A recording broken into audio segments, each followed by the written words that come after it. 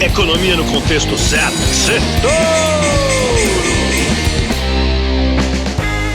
Boa noite, Brasil, ouvintes da Jovem Pan.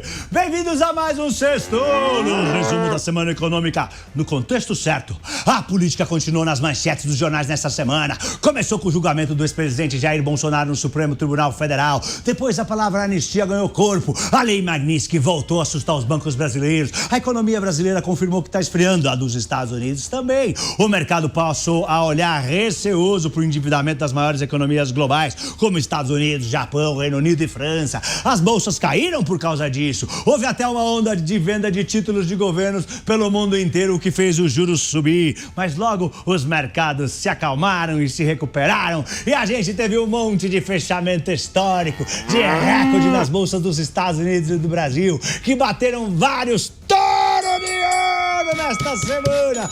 Inclusive hoje, sexta-feira, o ouro voltou a bater novos recordes históricos. Touro de ouro no ouro também.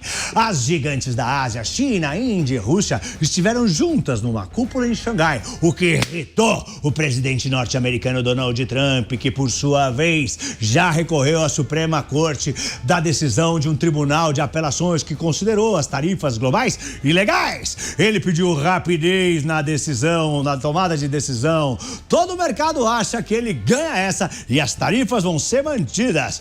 O Google ganhou uma grande batalha jurídica e, afinal, não precisa vender o Chrome e pode manter a parceria com os iPhones da Apple. E por aqui, o Banco Central rejeitou a compra do Master pelo Banco de Brasília, BRB. Vamos pro sextoro.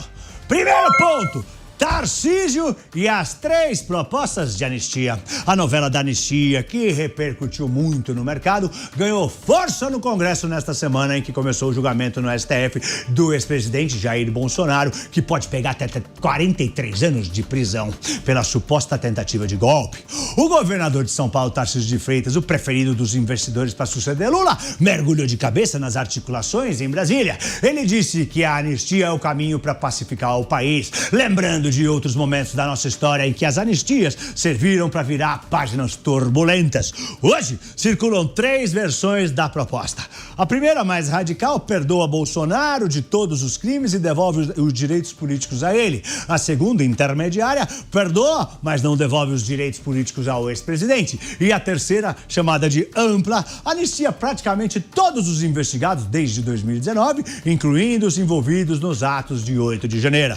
O problema: as versões mais duras podem não passar no Congresso e muito menos no STF. E por isso, o jogo político agora é buscar um meio termo que seja aprovado e não caia depois, que não seja derrubado no STF. Como eu disse, o mercado financeiro está acompanhando com lupa o que está acontecendo, principalmente porque essas movimentações sugerem que Tarcísio de Freitas, governador de São Paulo, será mesmo candidato da direita e do Centrão a disputar a presidência contra o Lula no ano que vem, o que agrada muito os investidores.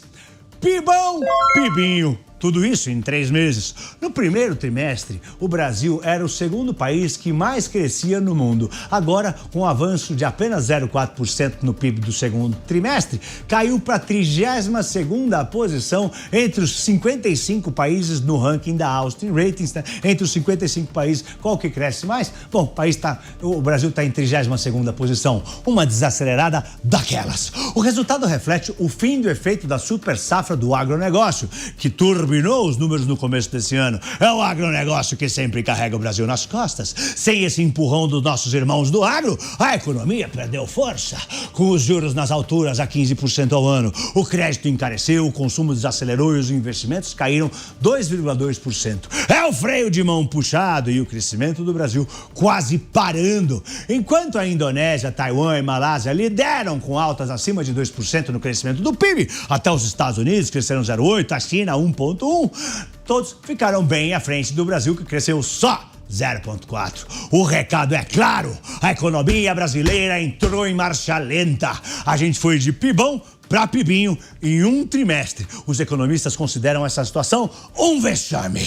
Próximo, vem mais imposto por aí. É isso aí, gente. Mais uma conta salgada pro bolso do brasileiro. O bolso que vai ficar mais vazio porque os aluguéis vão aumentar com a aprovação da reforma tributária. O novo modelo cria o IVA Dual, IBS e CBS, no lugar de PIS, COFINS, SMS e ISS. Parece mais simples, mas o efeito é explosivo. A alíquota, que hoje é de 3,65% quando soma tudo, pode pular para 10,60%, é quase o triplo!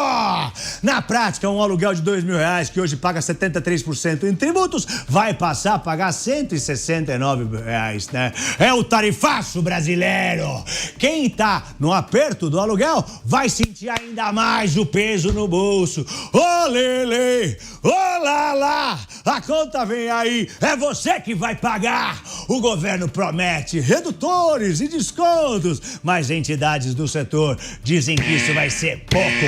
O risco é óbvio, o custo extra vai ser repassado para quem? Pro inquilino. Resultado? Mais pressão no mercado que já sofre com déficit habitacional e com custos altos. A simplificação vem mais pro bolso de quem paga aluguel. O futuro é de pancada tributária. É o tarifaço brasileiro. Outro. Empresários alertam, pelo menos 15 meses sem comércio, Brasil e Estados Unidos. O clima é de tensão máxima entre Brasil e Estados Unidos. Empresários brasileiros foram ao Washington, D.C. tentar, de alguma maneira, barrar o tarifaço de 50% imposto por Donald Trump em nós. Mas ouviram um recado duro. A briga é política, não técnica. A solução, disseram os americanos, está em Brasília e não aqui em Washington. Pode voltar e ir para lá. Diante do impasse, partes da indústria já cogitam um cenário radical. A gente deve ficar no mínimo de 12 a 15 meses sem comércio com os Estados Unidos. A conta mais pesada cairia em cima de setores como siderurgia, café, frigoríficos, calçados e petróleo. Enquanto isso, o governo Lula avalia usar a chamada Lei da Reciprocidade Econômica, retaliando as sobretaxas americanas, em vez de negociar como fazem todos os países do mundo. Executivos voltaram dos Estados Unidos sem acordo e com a sensação de que nessa guerra tarifária não há saída fácil. Para o Brasil, o risco é de prejuízo bilionário e isolamento comercial. Próximo. O ouro brilha ainda mais e pode bater $5.000. Quem não para de brilhar em 2025 é o ouro. Nesta semana atingiu novos recordes históricos, acima dos $3.500, que era o recorde até semana passada. Tá $3.550 a onça, acho que é o novo recorde. Investidores estão buscando refúgio no metal precioso em meio a riscos políticos persistentes. O cessar-fogo entre a Rússia e a Ucrânia não avança. E também preocupações com a independência do Banco Central americano e também com as incertezas tarifárias de Trump depois que ele levou o tom contra a Índia. Ao mesmo tempo, a expectativa de corte de juros nos Estados Unidos desvaloriza o dólar, o que liga o turbo no ouro. Saiu um relatório do Goldman Sachs bastante otimista. Os analistas acreditam que a cotação do ouro no cenário base pode ir para $4.000 até meados de 2026. Mas se a independência do Banco Central americano for danificada, o ouro pode saltar para $5.000 a onça. Neste ano, o ouro já galgou 30%. Para chegar em $5.000, falta escalar outros 40%. Próximo ponto: Tesouro, bancos, Lei Magnitsky e efeitos econômicos. O cenário para os bancos brasileiros apanhados no tiroteio entre Brasil e Estados Unidos está ficando cada vez mais cheio de incertezas. A decisão do STF de ignorar as sanções estrangeiras coloca nossos bancos entre a cruz e a espada. Se cumprirem as exigências dos Estados Unidos, enfrentam a justiça brasileira. Se seguirem o que Brasília manda, podem tomar multas milionárias e perder acesso ao sistema financeiro global.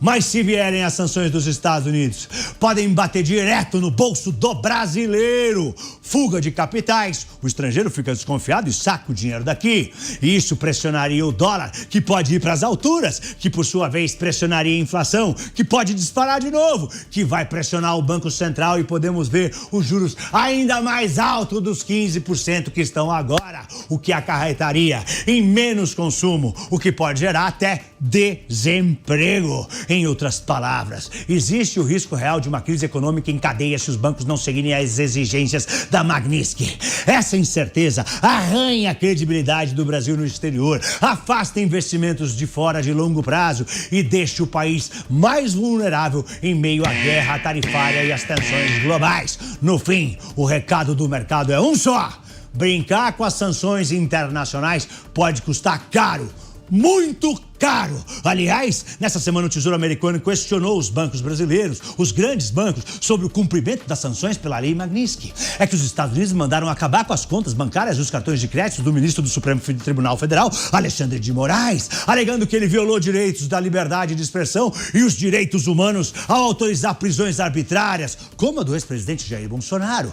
O Banco do Brasil é um dos bancos onde Moraes tem a conta e sabe-se que a instituição ofereceu a ele um cartão com bandeira brasileira, a Elo. Isso seria um erro e iria contra a lei Magnitsky, um erro no sentido da lei americana, e pode fazer com que o Banco do Brasil seja castigado com sanções dos Estados Unidos. Diante disso, o banco já prepara um plano de contingência. Se vierem sanções americanas, no limite, instituições bancárias estrangeiras que estão aqui podem até deixar o Brasil para não ter problemas, repetindo o que aconteceu com os bancos russos bloqueados pelo Visa e pelo Mastercard em 2022. Mais um ponto. China dobra a aposta no Brasil. A China dobrou a aposta aqui no Brasil. Em 2024, os investimentos chineses somaram 4 bilhões e 200 milhões de dólares, um salto de 113% em relação ao mesmo período no ano anterior, segundo o Conselho Empresarial Brasil-China.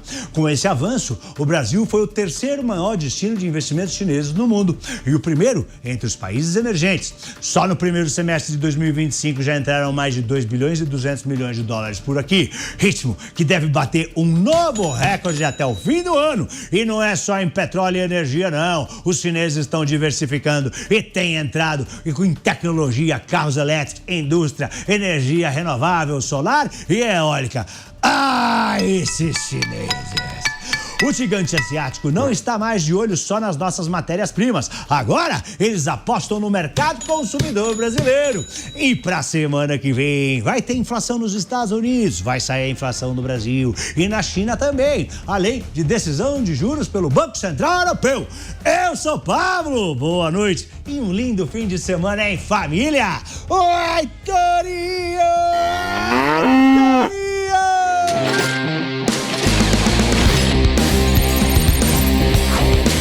Economia no contexto certo. Certo!